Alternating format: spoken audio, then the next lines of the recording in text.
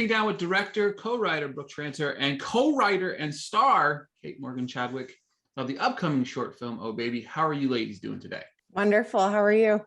Good, good. Good. So before we get started talking about the film, what was, and Brooke, you can answer this one first. What was your first job in the movie industry? First job ever? Yes. Oh my goodness. I guess it was like a little, wow, this is hard. Like a little, wait, never mind. You guys, time is weird. About 10 or 12 years ago, I was the lead in a film in Chicago. So before I came out to LA, I guess that would have been my first. Yeah. Kate? I'm the film industry as opposed to my TV stuff started a lot earlier when I was a kid because that was something I was playing with I was trying on the hat of child actor. It didn't quite fit. But so film wise, gosh, I think my first job in a film was like right when I moved to LA, and I had a job in like a USC short film as like a waitress, and I was totally thrilled and nervous and like, yeah, let me bring you this food. I'm gonna nail this. And she did. And she did. Oh, that's amazing. Oh Baby follows Jane, who's on the hunt for a rockin' one-night stand before an impending arrival. Whoever wants to answer, obviously you both co-wrote this, but what kind of inspired this story? Well, I guess I'll just say that my husband and I making a baby inspired the story. Brooke and I had seen some of her other work as she's a collaborator and really dear friend from LA, and I was so impressed with her ability to make something like on her own and bring together a dynamite team. And so when I was pregnant, I just thought, I don't want to sit around and wait, I want to do something now. And then we sort of got together and thought, screw it. Let's like put you on screen when you're pregnant, Kate. Like, let's like do it. Let's write a film about a woman who's having this baby. And the story just kind of came from there. Where what if she was dating? What if what if she's looking for one last night of passion or so that's kind of like it. Just that's how things started crackling. And as Brooke will say, like, there's nothing like a pregnancy and a due date to keep you on your tails. Like we couldn't back out. And I couldn't have asked for a better partner for this because I just felt so safe the whole time. It's scary when you're pregnant for having your first child. Like I didn't know what was gonna keep happening, and we were interested in like putting a woman on screen who did sort of share a lot of my sentiments and nuances and behaviors in life. Like, not your typical, I'm ready to be a mom. So that's my answer. Brooke can answer something else too. That pretty much covered it. Yeah, we were really excited to put Kate on screen in one of the most intimate and exciting points of her life, just kind of through a different lens than we typically see on screen.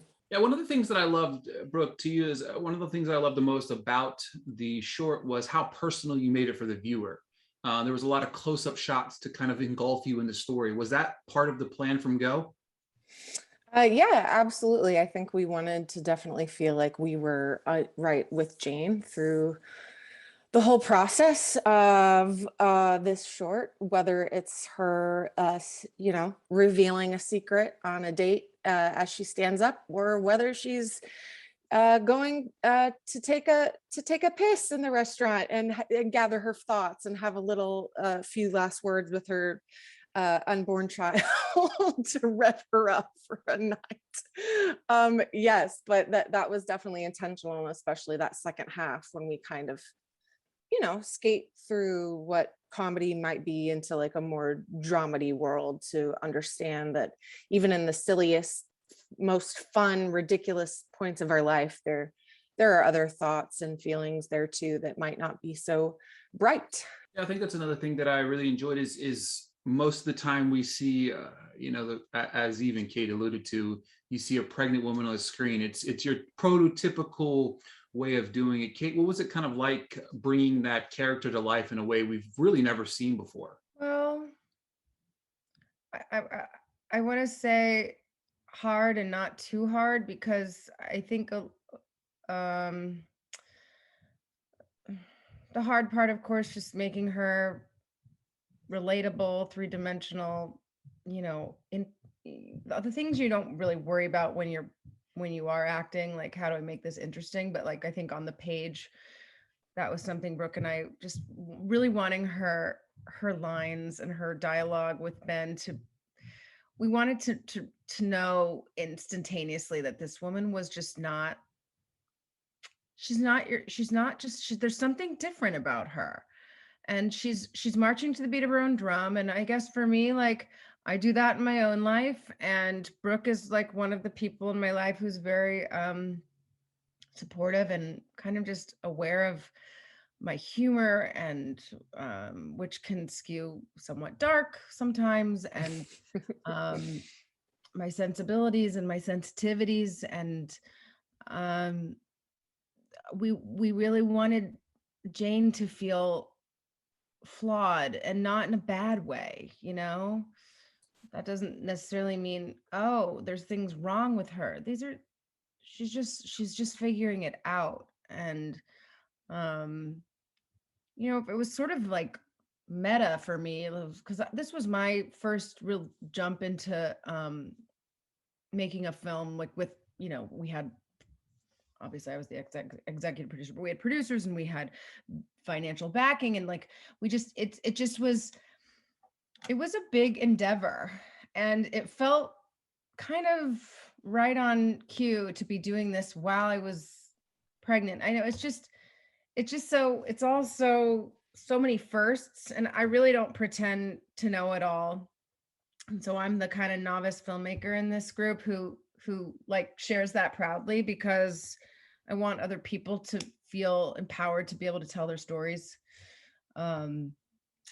And Brooke certainly like unleashed that from me and helped with that. So I kind of gave you a whirlwind answer. But playing Jane was like the joy of a lifetime, and I hope to do it again in some other capacity. So when you guys write this, obviously you talked about you go from kind of a somewhat comedy to a dramedy. Brooke, to you, what was it like trying to balance that while directing it? I think, listen, a lot of my background is in improv. I'll just say for 17 plus years, that's been a huge part of my life. And I think that's kind of where my directing style comes from. I trust the actors that I cast implicitly, and I hope that they do the same with me, so that we can come to a space on set and really just live in the moment. So the words are written, we put a lot of work into that, but then there's also just trust within a very real moment. And I think that is where you find the balance, is not pushing anything as opposed to just letting it breathe. And that can be hard when you are on set. You have a time limit. We can only do this so many times. So it really is, in my opinion, just about trust, back and forth with crew, with cast, everyone. So I'm not, yeah, like I said, I'm just not interested in telling very sticky comedic stories or dramas where we feel like the world is ending. I just think that I think a lot of people are craving honesty right now. And I really enjoy slice of life comedy that feels like, all emotions are enveloped in a moment, because I think that's how we get through. Like in the darkest times, we have to find that comedy in order to survive. And in the most comedic moments, like you see in this film, there are other emotions along that surface as well. Speaking of trust, Kate, to you, you obviously find yourself in quite vulnerable positions throughout. What was it like working with TJ in this? It was just a dream. So we really kind of wrote the role for TJ. TJ's a long time, 12 plus year friend of mine. We go back to our New York days together. And I just knew because of the nature of the scene that we just Brooke agreed, like we had to have somebody who was going to deliver and also just be somebody I could feel instantly comfortable with. And so, you know, that was TJ, and we have a really fun friendship, and the chemistry was just so easy to kind of sizzle up because we love each other. We really do. But yeah, I have people who watch the film, and my mom being one of them, and this really annoys me, but she's like, "You're so brave. It's such brave work." And then like my half sister put on Facebook, like, "I wish I could put myself out there like you." And I was like, and then my mom, and I was telling her that Kathy had said this, my sister, and my mom was like, "Well, she means the movie." And I was like, "No, Mom, she means in life. Like, I think she means in life. I think in life I put myself out there. I don't just put my naked pregnant belly out there when I also do that." But I think as Brooke and I have discovered, like, you're allowed to be scared and totally confident at the same time. And I think I was feeling all of that when we were filming, which is great because I think that's what Jane would have also been feeling. Like, there's, we see people who are going after what they want, and we think, "Oh, wow, they must have a lot of confidence," or you can know what you want and also be scared to get there. Okay, so one last question for both of you guys. Same question, but Brooke T first. What do you want people to take away from watching this? I hope uh, I hope there is a sense of joy in seeing a woman glow in the most beautiful, charismatic, confident, sexual, honest way. I hope that this sparks conversation within our industry, as well as other projects, obviously. Just normalizing normalizing the humanity of a woman who's pregnant. Like, it's not this separate, of course it's a very specific special time, but that doesn't take away from the human that is this mother, that is this person bringing life in the world, right? So I would just love to see more stories that kind of center around this time in a woman's life and in a very real way. I would be really excited to see more of that in our industry. Kate? Yeah, I think, yeah, just to top on that, like, it's I think now that I am a mom, and there's like the before and the after, and there's a lot of hype for both. And I really I think I would like to see stories that just sort of let women grapple and figure stuff out, and give women permission to not um look or act or perform a certain way. You know, there's just so much expectation on mothers. And then what we really want to dive more into is single mothers. um we have a lot of ideas of what that looks like and what that means.